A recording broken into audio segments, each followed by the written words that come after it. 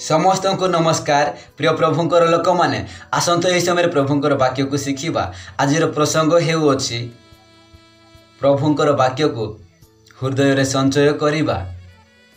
यही विषय आम शिखा। मो सहित खोलतु गीत संहिता 119 पर्व 11 पद। एपरि लेखा अछि, मु जेपरि तुम्भ विरुद्ध पाप न करे एतिपाई मु आपणा हृदय मध्य तुम्बर वाक्य संचय करि रखिअछि। दाऊद राजा कहउछन्ति प्रभु को से हृदय रे प्रभुंकर वाक्य को संचय करथिले, संग्रह करथिले, रखिथिले जेपरिक पाप न करिबा पाई। कहीं ना से बारंबार पाप करथिले, पाप रे पड़ुथिले, सेतिपाई से प्रभुंकर वाक्य को संचय करथिले पाप को न करिया पाई। आपण भी जदि यीशु ख्रीष्ट को जानिछन्ति तेबे आपण पाप करंतु नाही। कहीं ना आमे अनेक समय यीशु को जानिला परे भी पाप करिथाओ, जाने कि अजणातरे मध्ये पाप करिथाओ, किंतु पाप करंतु नाही। देखंतु आपण जदि यीशुंकर किछि उत्तर पाइछन्ति, सुस्थता पाइछन्ति, तेबे आपण आउ पाप करंतु नाही। पापर क्षमा पाइछन्ति तेबे आपण पुनर्बार केबे हेले पाप करंतु नाही। एही जागे देखि पारछु जोहन 5 पर्व 14 पद। एहापर यीशु मंदिर रे ताहार देखा पाई ताकू कहिले, देख तुम्हें सुस्थ होइअछ आउ पाप कर नाही, जेपरि तुम्भ प्रति अधिक दुर्दशा न घटे। यीशु ख्रीष्ट एही समय निजे कहउछन्ति। जणे 38 वर्ष पर्यंत रोगरे थिला, से रोगी को यीशु ख्रीष्ट सुस्थ कले एवं कहउछन्ति तुमे आउ थरे पाप कर नाही, जदि करबो तेबे अधिक आउ दुर्दशा घटिबो, अधिक समस्या हेबो बोली कहउछन्ति। एतिपे आपण जदि यीशुंकर किछि उत्तर पाइछन्ति तेबे आउ पाप करंतु नाही। आपण जानिछन्ति से व्यभिचारिणी स्त्री विषय रे, से व्यभिचार करुथिबा समय रे धरा पड़िला, आउ लोक माने तांको धरी पत्थर पोपाड़िबा पाई मारिबा पाई रेडी थिले। से समय यीशु ख्रीष्ट जायकि कहउछन्ति जोहन 8 पर्व 10-11। पुणी यीशु मस्तक उत्तोलन करी ताकू कहिले, गो नारी से माने कहंती केही कोन तुमको दंडनीय बोली विचार कले नाही। से कहिला, केही नाही प्रभु। सेतिरे यीशु कहिले, मु मध्ये तुमको दंडनीय बोली विचार करू नाही, जाओ आजिटारू आउ पाप कर नाही। से माने पत्थर पोपाड़िबा पाई ताकू मारिबा पाई रेडी थिले, किंतु यीशु ख्रीष्ट कहिले कि जे तुम मध्य किए पाप न करिक अछि, से प्रथमे पत्थर पोपाड़ बोली कहबार से माने समस्ते चली गले। आउ किए पाप न करिक अछि, समस्ते पाप करूछन्ति।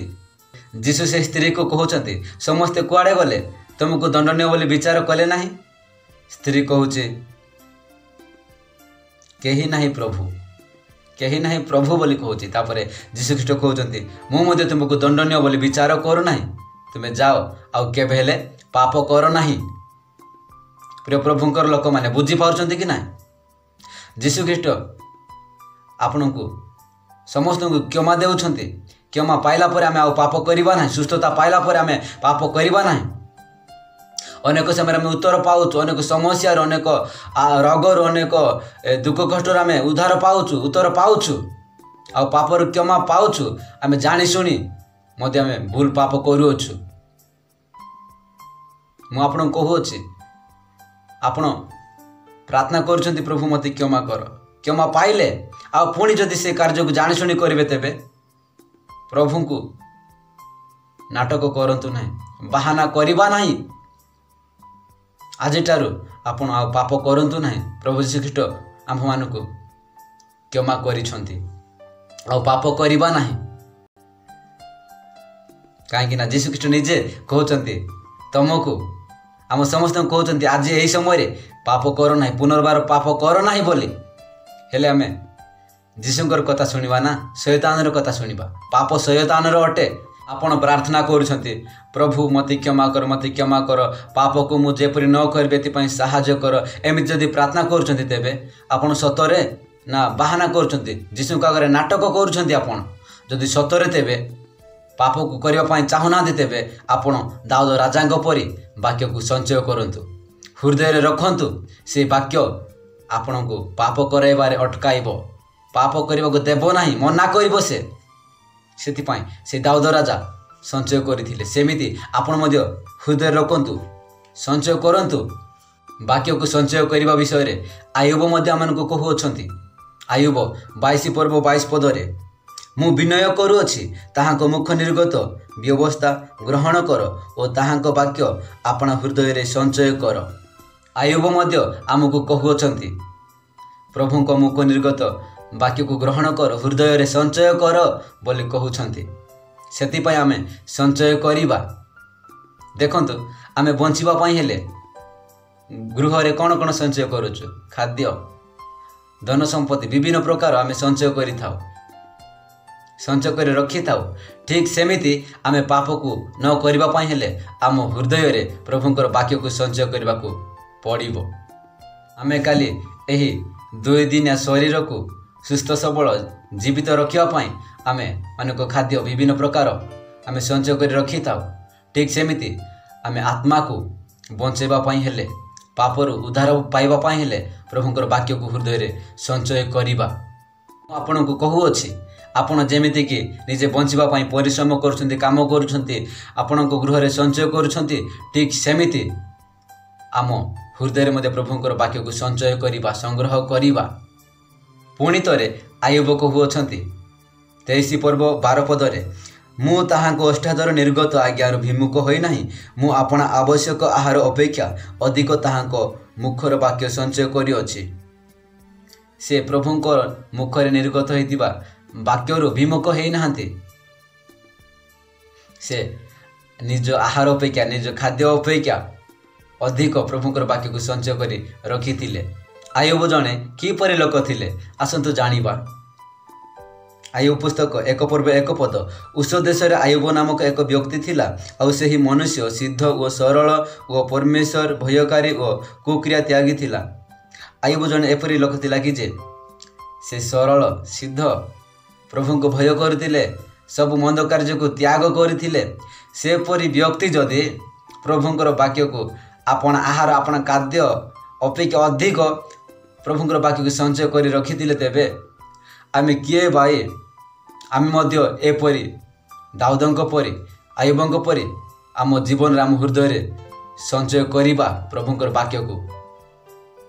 ତାହେଲେ ଆପଣ ପାପକୁ ଛାଡ଼ି ପାରିବେ। ଯଦି ହୃଦୟରେ ବାକ୍ୟକୁ ନ ରଖିକି ଯେତେ ମଧ୍ୟ ଚେଷ୍ଟା କରନ୍ତୁ, ମୁଁ ଆଜିଠାରୁ ପାପ କରିବି ନାହିଁ, ମୁଁ କରିବି ନାହିଁ, ଯେତେ ମଧ୍ୟ ଏମିତି ଚେଷ୍ଟା କରନ୍ତୁ, ଆପଣ ଛାଡ଼ି ପାରିବେ ନାହିଁ। ଯଦି ଆପଣ ପ୍ରଭୁଙ୍କର ବାକ୍ୟକୁ ହୃଦୟରେ ସଞ୍ଚୟ କରିବେ, ରଖିବେ, ତେବେ ସେ ବାକ୍ୟ ଆପଣଙ୍କୁ ଅଟକାଇବ। ମଦ ପିଅ ନାହିଁ, ଏହା ମନ୍ଦ ଅଟେ।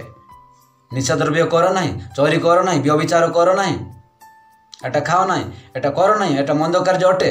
ଏମିତି ମନରେ ଚାଳନା ଦେଇ ପ୍ରଭୁ ଆପଣଙ୍କୁ ଅଟକାଇବେ। ବାକ୍ୟ ଆପଣଙ୍କୁ ଅଟକାଇବ ଯଦି ବାକ୍ୟ ଆପଣଙ୍କ ହୃଦୟରେ ଅଛି ତେବେ।